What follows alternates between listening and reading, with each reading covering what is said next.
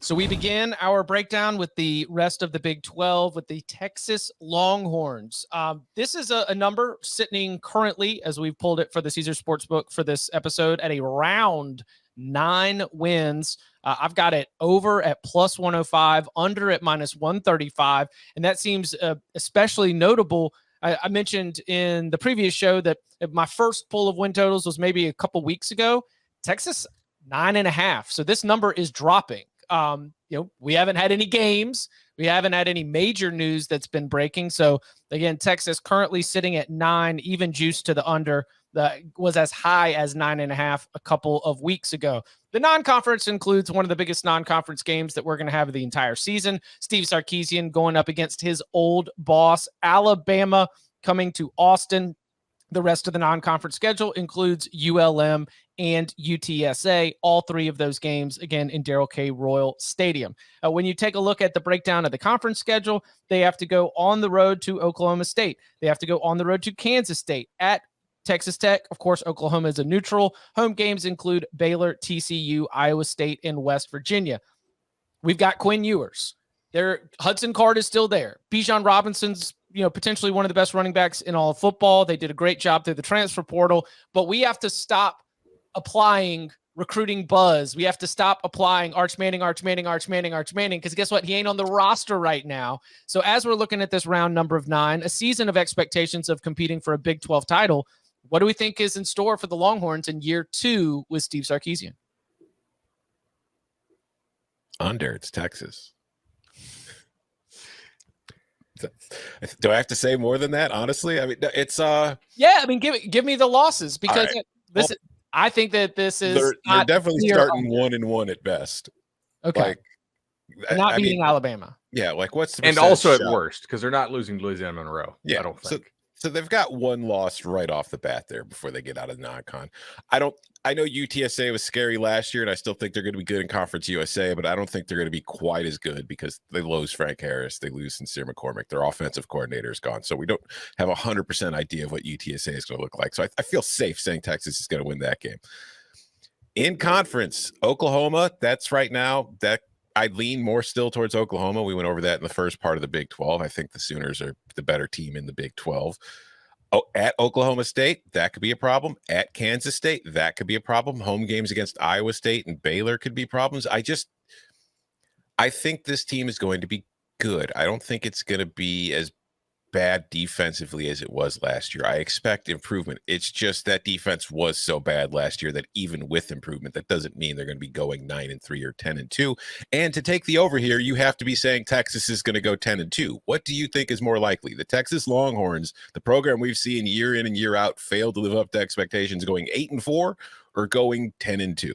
I'm leaning 8-4 is more likely than 10-2. The total is at 9. I would say the push is far more likely than the 10, and I'd say the 8 is slightly more likely than the 9. So what is the best case scenario for Texas? And how close is the best case scenario to the over, right? Like, in what world do they hit the over on this but not reach their best case scenario?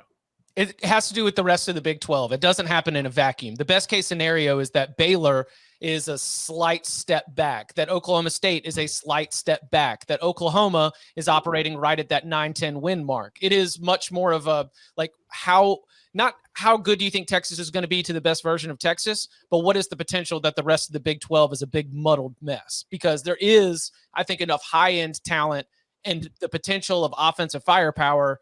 Xavier Worthy coming into his own, Isaiah Neyor coming in. Like, the passing attack with Quinn Ewers could be awesome. Could be one of the most fun offenses with Bijan Robinson as well in the entire country. I agree that there's 100% reason to be concerned about the defense, but if you've got to be bullish on some of these other teams in the Big 12 to think that Texas is for sure not going to be able to be on top of them. I am. So I'm going under on Texas. I could see Quinn Ewers being a total stud this year, right?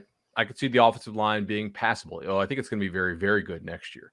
But I could also, and I think the receivers will be total studs, right? I mean, you get Worthy, you get Isaiah Neyor. Those are really good guys.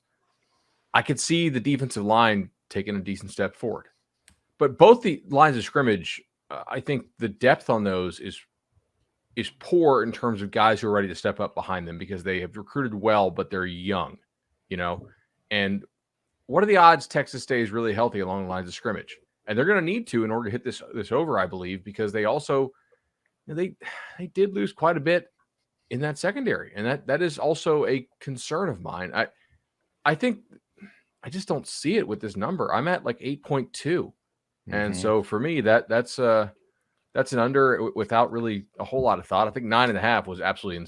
That was a great get if you got any of that. I did not. I wish I could have. That'd be awesome. But under all day long Yeah. on the Longhorns. I'm sorry, you just have to. The quarterbacks are all potential. I mean, we realize that, right? Like we haven't seen either one do much, whether it's Hudson Card or we haven't seen Quinn Ewers do anything. I think it was really important. I think Bud pointed out the other day, he skipped his senior year of development in high school. Like he hasn't played football in a long time. And the last time he played was at a much different level than what he's going to face.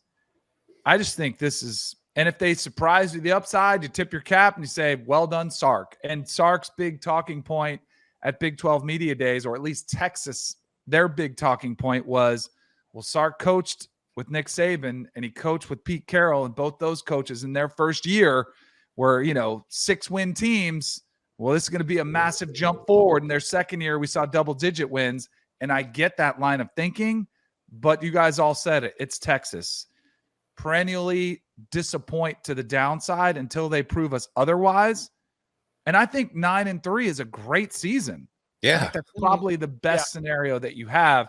And Tom, I would disagree with you on the UTSA coming to town, like feeling sorry for yourself after Alabama, whatever the score is in that game, or if it's a close game and you lose and you're battered up and beaten down. I think Jeff Traylor is going to have that Super Bowl mentality of we could catch them. They better be careful because I think they could start off 1-2. And then it's, all right, you want to talk about culture? Like, are we going to get another player with a phone on a bus taping Bo Davis going off on his players? I don't know how the culture of that program is yet. So I think you have to take the under all day long on the Longhorns.